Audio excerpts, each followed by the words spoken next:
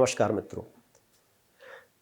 भगवान श्री कृष्ण ने 6वें अध्याय में ध्यान योग के आगे के फलों को बतलाया है कि किस तरह से योग से युक्त होने पर व्यक्ति समाधि में स्थित होने पर व्यक्ति दिव्य हो जाता है, किस तरह भगवान के पास आ जाता है। इस बारे में मुझे एक कहानी याद आती है, कबीर की कहानी है। पुराने समय की बात है, जब कबीर थे तो उस समय भारत देश में लोदी वंश का शासन था।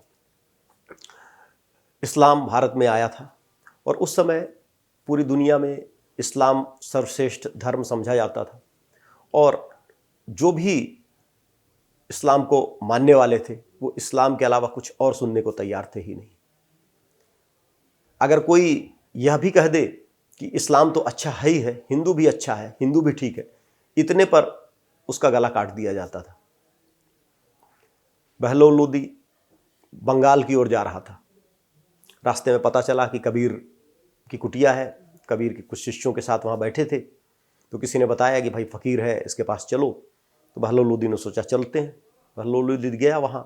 रमज़ान का टाइम चल रहा था, वो रोजे पर था और सोचा कि कुछ चर्चा की जाए। उसने इस्लाम की बड़ी तारीफ़ की, बड़ी बड़ाई की। अब कबीर तो फक्कड़ आदमी। कबीर के मुंह से निकला कि दिन में रोजा रखत हैं और रात हनत हैं गाय, यहाँ खून उहाँ बंदगी कैसे मिले खुदाए। मतलब कि तुम दिन में तो रोजा रखते हो और रात को गाय को मार के खा जाते हो। गाय को मारना एक तो खून कर रहे हो और दिन में बंदगी कर रहे हो, तुम्हें खुदा कैसे मिल सकता है। बहलोल लोदी को बड़ा गुस्सा आया कि उसने सोचा कि एक 2 कौड़ी का आदमी, इसकी इतनी हिम्मत कि मुझे चैलेंज कर रहा है। उसने कहा कि भाई इसको बांध के और गंगा नदी में फेंक दो। साकल लाई गई, साकल से कबीर के हाथ पांव बांध दिए गए और गंगा नदी में फेंक दिया गया। सब शिष्य रोने लगे, सोचे कबीर की मृत्यु हो गई। उसके बाद रुके, बहलोल लोदी आगे चले।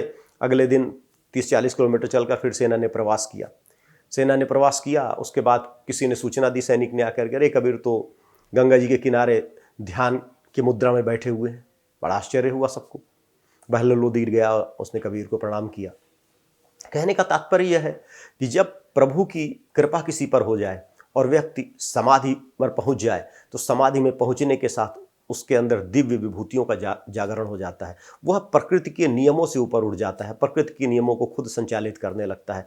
भगवान कृष्ण भगवद गीता में कहते हैं, यत्रो परमते चित्तम निरुद्धम योग सेवया यत्र चैवात्मनात्मानं पश्यन्यात्मनि तुष्यति सुखम अत्यांतिकम यद बुद्धि ग्राह्यमतीन्द्रियम वेत्ति यत्र चैवायम स्थितश्चलति तत्वतः यम लब्ध्वा चापरम लाभम मन्यते नाधिकम ततः जिस्मिन् स्थितो न दुःखेन गुरुणामपि विचाल्यते तम विद्या दुख संयोग वियोगम योग संगितम।